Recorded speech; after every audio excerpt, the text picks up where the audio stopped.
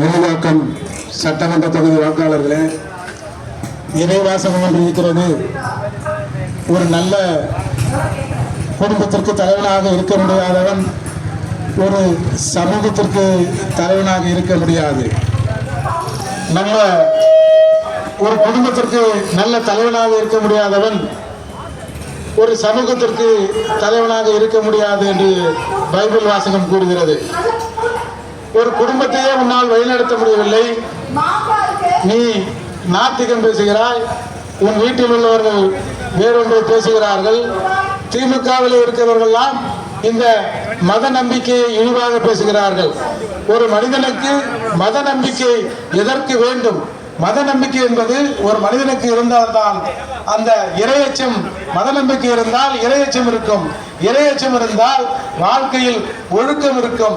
எனவே செய்கின்ற ஏதாவது ஒரு தீமை செயலை செய்கின்ற போது நம்மை இறைவன் தண்டித்து விடுவான் என்ற ஒரு அச்சம் இருந்தால்தான் இந்த மக்கள் ஒரு நல்வழியிலே இருப்பார்கள். ஆனால் இந்த திமுகவின் நோக்கம் இந்த இறையச்சத்தை கொச்சைப்படுத்துவதாக இருக்கிறது. எனவே இங்க இருக்கிற கிறிஸ்துவ பெருங்குடி மக்களே, இந்த எப்படியாக இருந்தாலும் இந்த கிறிஸ்தவர்கள் இங்கே தமிழகத்தில் இருக்கிற ஒரு ஒடுக்கப்பட்ட சமூகத்தில் இருந்துதான் இந்த ஒடுக்குமுறை காரணமாக மதம் மாறியவராக இருப்பார்கள். எனவே இந்த தமிழகத்தை பிடித்திருக்கிற இந்த ஊழல் ஆட்சியை அகற்றுவதற்கு இங்கே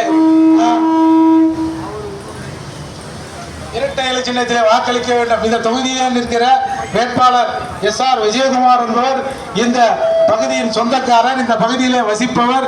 இவருக்கு நாம் இரட்டை இலை சின்னத்திலே வாக்களிக்க வேண்டும். இந்த தேர்தல் என்பது யாருக்கு வாக்களிக்க வேண்டும் என்பதை விட யாருக்கு வாக்களிக்க கூடாது என்பதை மையமாக கொண்டு நடக்க இருக்கிற இந்த தேர்தல்.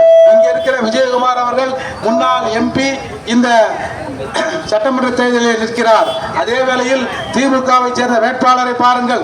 திமுகவிலே எத்தனையோ தமிழகத்தில் கூட்டணி தலைமையாக இருக்கிற திமுக பல தொகுதிகளிலே வேட்பாளர்களை நிறுத்தி இருக்கிறது. ஆனால் இந்த வில்லிவாக்கம் தொகுதியிலே மட்டும் நிறுத்தி இருக்கிற திமுக வேட்பாளரை ஆதரித்து அந்த குடும்பத்தின் மருமகன் இந்த தொகுதியிலே வந்து பிரச்சாரம் செய்கிறார்.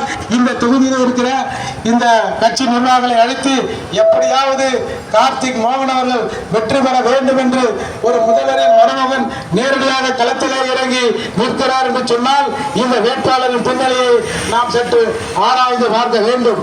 இந்த கார்த்திக் மோகன் என்பவர் யார் என்பதை நாம் புரிந்து கொள்ள வேண்டும். தமிழகத்தையே இன்றைக்கு ரியல் எஸ்டேட்டாக மாற்றிக் கொண்டிருக்கிற G2 நிறுவனத்தின் பினாமிதான் இந்த கார்த்திக் மோகன்.